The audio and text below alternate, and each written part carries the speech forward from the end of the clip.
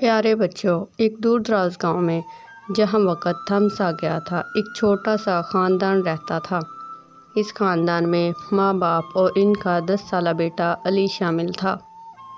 علی ایک بہت ہی ذہین اور شوقین بچہ تھا جو ہمیشہ نئی چیزیں سیکھنے کے لیے پرجوش رہتا تھا۔ ایک دن علی کے والد نے اسے ایک پرانا نقشہ دیا جو ان کے آباء و اجداد سے انہیں ملا تھا۔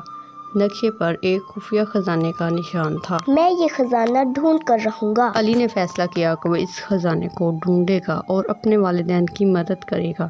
نقشے پر نشانیاں دیکھتے ہوئے علی اپنے والدین کو بتائے بغیر گاؤں کے قریبی جنگل کی طرف روانہ ہو گیا۔ جنگل میں داخل ہوتے ہی علی کو مختلف مشکلات کا سامنا کرنا پڑا، مگر اس نے ہمت نہ ہاری۔ پہلے مرحلے میں اسے خطرناک دریا عبور کرنا تھا۔ علی نے دریا کے پار پہنچنے کے لیے ایک پرانا پل استعمال کیا جو بہت ہی نازک تھا۔ اسے ڈر بھی لگ رہا تھا، مگر اس نے ہمت نہ ہاری۔ دوسری طرف پہنچتے ہی اس نے ایک ٹیوہیکل درخت دیکھا جس کے نیچے ایک سرنگ تھی۔ نقشے کے مطابق سرنگ کے اندر ہی خزانہ تھا۔ علی سرنگ میں داخل ہوا اور وہاں اسے کئی مشکلات کا سامنا کرنا پڑا۔ اسے اپنی ذہانت اور دلیری کا استعمال کرتے ہوئے مختلف پہیلیاں حل کرنی پڑیں۔ بالآخر سرنگ کے آخر میں اسے ایک بڑا صندوق ملا جو زنجیروں سے بند تھا۔ اس صندوق کو ایک بڑا تالا لگا ہوا تھا۔ علی کو یاد آیا کہ اس نے اپنے بابا سے ایک چابی لی تھی۔ علی نے اپنی جیب میں ہاتھ ڈالا اور چابی نکالی۔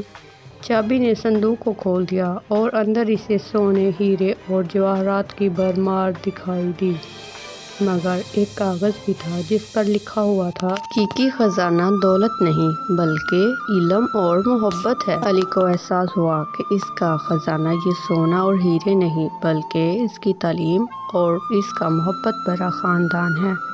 وہ سونے کے چند ٹکڑے لے کر گھر واپس آیا اور باقی خزانہ گاؤں کی فلاح کے لیے چھوڑ دیا۔ علی کے والدین اس پر فخر کرنے لگے اور علی نے اپنے تجربے سے سیکھا کہ زندگی میں اصل خزانہ پیسہ نہیں بلکہ محبت، علم اور دوسروں کی خدمت کرنا ہے۔ اصل دولت تو ہمارے دلوں میں بسی ہوئی ہے اور ہمیں اسے پہچاننا اور اس کی قدر کرنی چاہیے۔ پیارے بچوں، اگر میری کہانی آپ کو پسند آتی ہے تو لائک، شیئر اینڈ سبسکرائب کرنا مت بھولیے گا۔